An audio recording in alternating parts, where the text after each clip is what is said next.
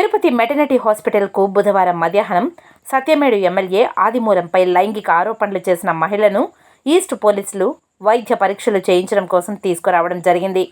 ఆసుపత్రి వైద్యులు వైద్య పరీక్షలు నిర్వహించి నమూనాలను పరీక్షల నిమిత్తం హైదరాబాద్కు తరలించి రిపోర్ట్స్ వచ్చిన వెంటనే పోలీసులకు అందజేస్తామని హాస్పిటల్ సూపరింటెండెంట్ పార్థసారథి తెలిపారు.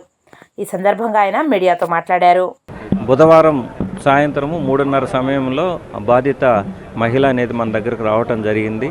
వచ్చిన వెంటనే ఆవిడని అడ్మిట్ చేసుకొని చేయాల్సినటువంటి టెస్టులు అన్నీ చేసి తర్వాత శాంపుల్స్ అన్నీ కూడా మనం కలెక్ట్ చేయడం జరిగింది.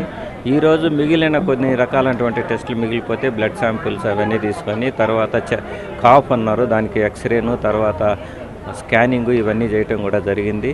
తర్వాత 6 రకాలైనటువంటి విభాగాల డాక్టర్లను వైద్య నిపుణులను పిలిపించి ఆమె చెప్పిన కంప్లైంట్స్ అన్నీ కూడా పరీక్షలు చేసి తర్వాత ట్రీట్మెంట్ ఇవ్వడం జరిగింది. సో టెస్టులకు అన్నిటికీ కూడా ఈరోజు ఆవిడ బాగా సహకరించారు.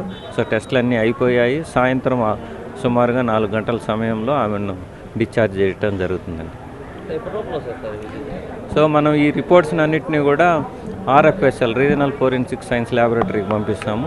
వాళ్ళు టెస్టింగ్లు చేసి సుమారుగా మనకు 10 నుంచి 15 రోజుల లోపల ఈ రిపోర్ట్స్ అనేది మనకు అందజేస్తారు. అవి అందజేసిన వెంటనే మనం పోలీసులకు ఈ రిపోర్ట్ను సబ్మిట్ చేయడం జరుగుతుందండి. అంటే ఇప్పుడు కొంచెం లేట్ అయ్యింది, అయినా కూడా మనం చెప్పడానికి లేదు. మనకు ఆ శాంపుల్స్ రిపోర్ట్ వచ్చిన తర్వాతనే మనం ఫైనల్ రిపోర్ట్ అనేది మనం ఇవ్వడం జరుగుతుందండి. అంటే లాస్ట్ వీక్ ఫ్రైడే వచ్చిపోయారు, మళ్ళీ 2 డేస్లో వస్తానని, కానీ నిన్న వెన్స్డే వచ్చి జాయిన్ అయ్యారు. సో ఈరోజు టెస్టులు అన్నీ చేసుకున్నాం. ఇంకెప్పటికైతే ఆవిడ బాగానే ఉన్నారు, ఆరోగ్యంగానే, ఏ విధమైనటువంటి ప్రాబ్లమ్స్ లేవు ప్రస్తుతానికి. హార్ట్కి సంబంధించిన టెస్టులు ఏమైనా చేశారు? అంటే హార్ట్కి సంబంధించి ఏం చేయలేదు. తర్వాత స్కిన్కు, తర్వాత నడుము నొప్పి అవి ఇవి చెప్పారు. వాళ్ళందరినీ కూడా పిలిపించడం జరిగింది, డెర్మటాలజీ వాళ్ళందరినీ. హార్ట్కి అయితే చెప్పలేదు. ఒకవేళ చెప్తే మనము ప్రియా హాస్పిటల్లో కార్డియాలజీకి రెఫర్ చేస్తాం.